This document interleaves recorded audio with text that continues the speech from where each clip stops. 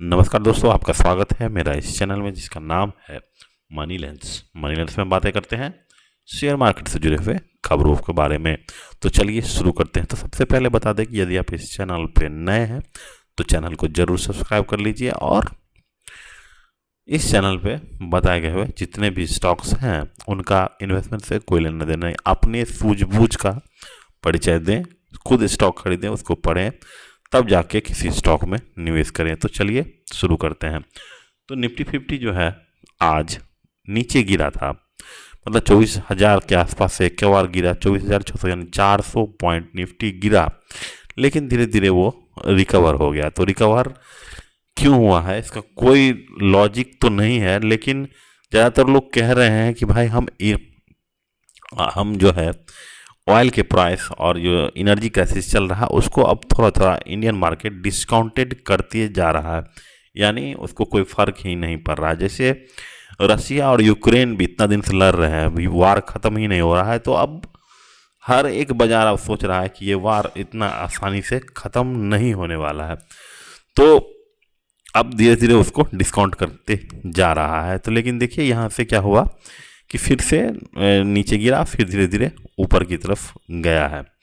तो ये लेकिन उतना आसान बात नहीं है हमारे लिए, क्योंकि हमारा जो है 20% से, समझिए हमारा 20% जो एनर्जी है वो वही स्टेट ऑफ हॉर्मोज से आता है। तो कहीं ना कहीं ये ब्लॉकेज होगा तो हमारे इकोनॉमी पे बहुत असर पड़ेगा। जैसा कि आप देखे भी होंगे कि नोएडा में जो अभी फिलहाल जो सैलरी हाइक का प्रोटेस्ट चल रहा है वो वायलेंट हो गया है।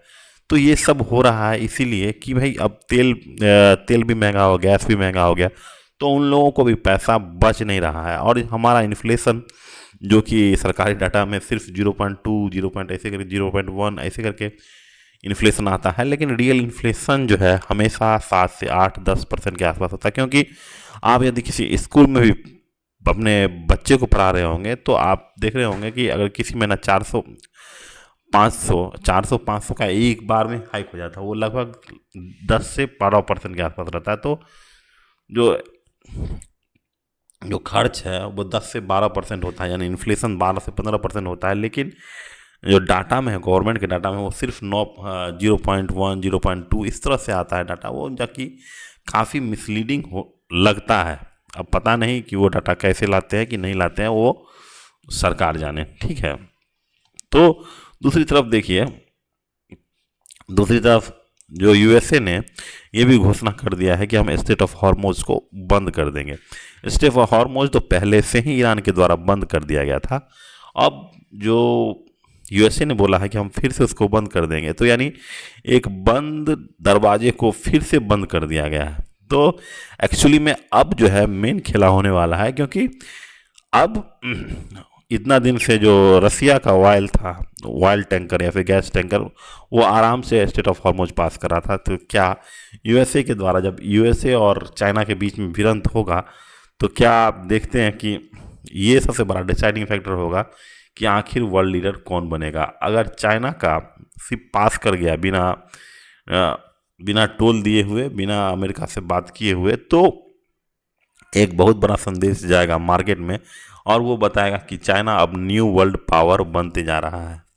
तो ये चीज़ें नया वर्ल्ड पावर बन रहा है। और दूसरी तरफ ये है कि ईरान ने बोल दिया है कि हम जो है अब बिटकॉइन में ही निवेश करेंगे, मतलब बिटकॉइन में ही तेल का जो प्रति बैरल जो है वो बिटकॉइन में लेंगे। तो इससे बिटकॉइन में जो निवेश करने वाले जो इन्वेस्टर हैं उसको काफ़ी ज़्यादा एक राहत की बात है, क्योंकि धीरे धीरे क्या हो जाएगा कि एक लिजिटिमेट हो जाएगा बिटकॉइन। हमारे देश में भी जिस तरह से देख रहे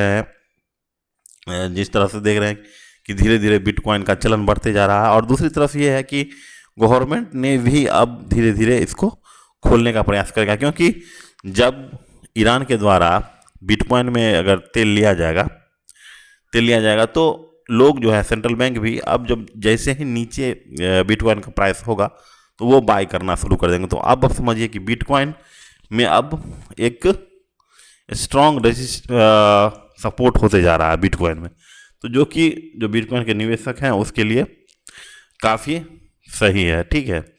तो उन लोगों के लिए तो भाई बल्ले बल्ले। यहाँ पे देखिए लगातार ऊपर की तरफ बिटकॉइन भी मूव करते रहे। तो ये सब बातें हैं जो अभी चल रही हैं, उसको आप लोगों को देख लेना है, ठीक है। वहीं दूसरी तरफ आप देखिएगा कि हमारा ऑयल का प्राइस जिस तरह से बढ़ेगा, अभी देख रहे हैं कि 2 से 3 दिन में ऑयल का प्राइस बढ़ा है। यदि आप मोटर चालक हैं या फिर स्कूटी या फिर मोटरसाइकिल चलाते होंगे तो देख रहे होंगे कि पेट्रोल का दाम बढ़ा है, ठीक है। तो इंडिया को अगर जो पेट्रोल या फिर जो ऑयल मिडिल ईस्ट से मंगाया था, अब वो स्ट्रेट ऑफ हॉर्मुज बंद हो जाने के कारण अब उनको जो है या तो वेनेजुला से मंगाना पड़ेगा। तो वेनेजुला का ऑयल या फिर यूएसए से ऑयल मंगाना काफ़ी ज़्यादा महंगा भी हो जाएगा, क्योंकि उतना दूर से आएगा तो काफ़ी ज़्यादा महंगा होने के उसके कारण जो है हमारा इन्फ्लेशन भी काफ़ी ज़्यादा बढ़ेगा, ठीक है। तो यही इन्फ्लेशन के कारण ही आप देख रहे हैं कि नोएडा में ये प्रोटेस्ट हुआ है। तो ये सब बातें हैं जो जनरल मार्केट के, लेकिन आप लोग को भी जानना चाहिए, क्योंकि इससे एक ओवरऑल पिक्चर मिलता है आपको। इन्वेस्टमेंट और आपके जो स्ट्रेटजी बनाते हैं उसमें काफ़ी ज़्यादा महत्वपूर्ण होता है। तो इस कमेंट्री को ज़रूर पढ़ें, ठीक है, ज़रूर देखें। और दूसरी बात ये है कि आज जो है 2 कंपनियों का रिजल्ट आया है जो अच्छा खासा है। ICICI AMC, जिसका थोड़ा दिन पहले ही एक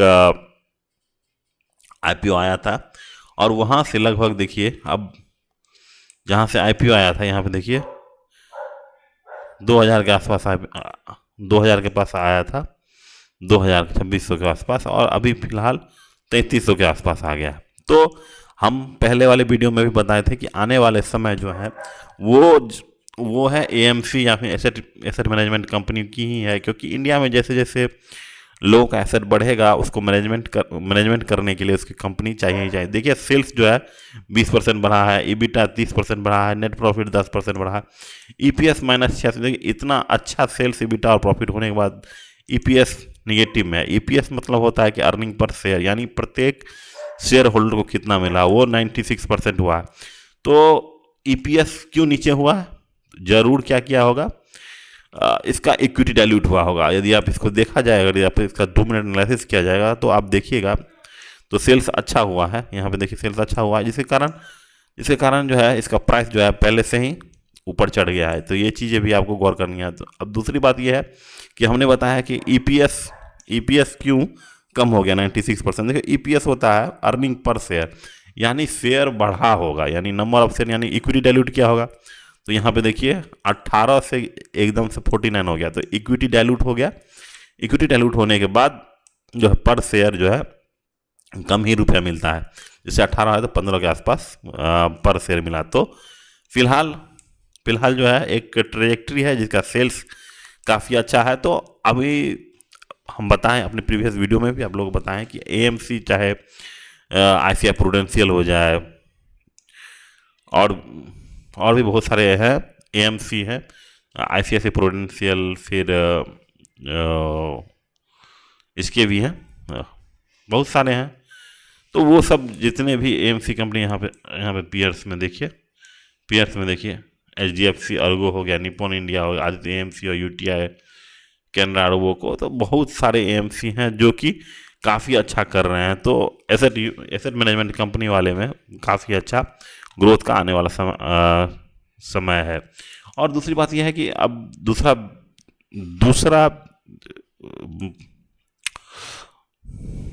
दूसरी कंपनी का भी रिजल्ट आया, वो स्वराज इंजन। तो स्वराज इंजन भी देखिए आने वाले समय में, जैसे कि हमने जितना अभी निवेश किया उसमें मुझे अभी ऑटो एंसिलरी और ऑटो सेक्टर और AMC सेक्टर और तीसरा डाटा सेंटर थीम में काफ़ी ज़्यादा एक टेलविंड आया हुआ है। और इस टेलविंड के कारण आप इस नेचर के अगर स्टॉक्स खरीदते हैं तो आपका जो पोर्टफोलियो है जरूर बढ़ेगा। यहाँ पे आप देखिए स्वराज का भी अगर बात कीजिएगा तो year 20, EBITDA 21, net profit 21, EPS 20, तो काफ़ी 20% के ग्रोथ से, ईयर ऑन ईयर ग्रोथ से लिए लगातार बढ़ रहा है। यहाँ पे अगर देखिएगा तो मार्च में 454 करोड़, फिर दिसंबर में 453 करोड़, और मार्च में 546। तो कहीं ना कहीं इसका जो टॉप लाइन है वो बढ़ रहा है, EBITDA भी बढ़ रहा है, नेट प्रॉफिट भी बढ़ रहा है, EPS भी बढ़ रहा है। तो एक्चुअली में ये जो है कंपनी अच्छा करेगा। और इसका अगर चार्ट देखिएगा तो इसका भी चार्ट देखिए आप, यहाँ पे अपना 50 डे मूविंग एवरेज और 200 का मूविंग एवरेज इसको क्रॉस करके ऊपर की तरफ अब बढ़ने की चांस है। यहाँ पे देखिए काफ़ी अच्छा वॉल्यूम से इसको खरीदा था और जहाँ से अपने हाई से 4200 से अब जो है 3500 पे आ गया है। 3500 से फिर से ये चलना शुरू कर रहा है। तो ये सब बातें हैं, आप लोगों को भी अगर मार्केट में जमे रहना है तो इस वीडियो को लास्ट तक जरूर देखिए और इससे कुछ ना कुछ ज्ञान ही मिलेगा। ठीक है, तो इस चैनल को जरूर लाइक शेयर और सब्सक्राइब कीजिए। Thank you, have a nice day.